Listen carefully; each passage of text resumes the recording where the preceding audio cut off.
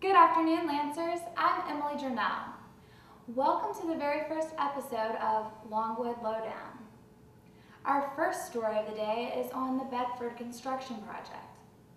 Here's Courtney Jones to tell you all about it. Longwood recently began a construction project to expand the Bedford Art Building, which has resulted in the closure of part of the building and has forced some classes to relocate to the Stevens Building. Our graphic design program has moved to Stevens, so we have two professors that are in Stevens quite a bit. We have another, our gen ed professor is over in Stevens, and this was his room. So we have 3 rooms in Bedford that have been vacated. One of the reasons why we've moved is the noise is a factor. The art building expansion will cost $27 million, be 47,000 square feet, and be completed in the fall of 2012. I would like to see a space where art students can freely hang their own work whenever they please. Although there are plans for a student gallery to be in the new art building, students will not be able to freely hang their work. It'll be for class exhibitions and certain things that a student couldn't just go hang their work if they wanted to show it. Half of my classes are now currently in the Stevens building, the old science building, and half of them are still in Bedford. The construction also affects the Weigel Music Building, which will be adding an elevator by March 2010. It makes it difficult to get a lot of instruments in. A lot of people have heavy instruments, which is really difficult when we don't have stairs inside the building. So we always have to walk outside if we want to go upstairs or downstairs. We have had some classes that have had to, class meetings have had to be held in other buildings. And we've had to move from one room to another.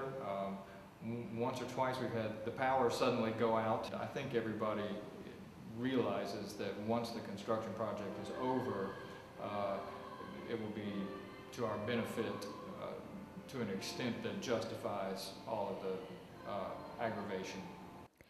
In honor of Martin Luther King Day, Longwood faculty, students, and staff held a panel discussion featuring the ideas of equality and civil rights.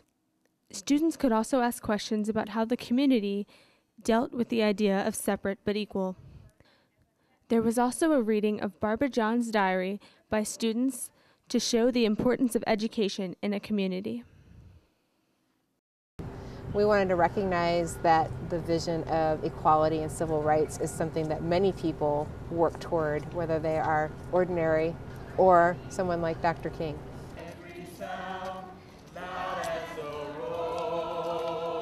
Hopefully they will learn the important role that education has to play in our lives as citizen leaders.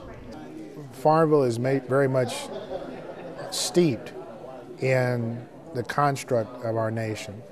It's a governmental confrontation. It's not an emotional confrontation as you see like in a Birmingham or you see like where there's violence in the streets. This was people who prepared themselves, who prepared their minds, who went into the courts, who went into the legislature and petitioned the executives and actually used government to effect change. Or like most students would probably say, it's the boring stuff, but it's the highbrow stuff of government. And that's why it's a very hard story to explain, but it's very important to understand it, to understand how to achieve full citizenship. The 3rd annual French Film Festival began this week at Longwood. 4 films will be shown throughout the semester in Hull Auditorium. All films will start at 7 p.m. The festival is co-sponsored by the Department of English and Modern Languages. This is a grant that we get. It's called the Tournay Grant, and it comes from the French Embassy. And they show French films around the country. So we applied for the grant. It covers the cost of 5 films, and you can get the grant for 5 years in a row. So this is our 3rd year, and we're looking for ways that the campus can support it on its own after the 5th year. They all revolve around the same theme, which is family. And so for the first year, we actually have a theme for the festivals. So all the films have some degree of family connections involved. On Saturday, the men's basketball team lost to Savannah State with a score of 66-68. The men's tennis team defeated George Mason on Sunday with a score of 4-1. But they lost to VCU with a score of 0-5. The women's basketball team played on Tuesday and defeated Winthrop in Willett Hall. Their final score was 62-51. This is Emily Journell with Longwood Lowdown.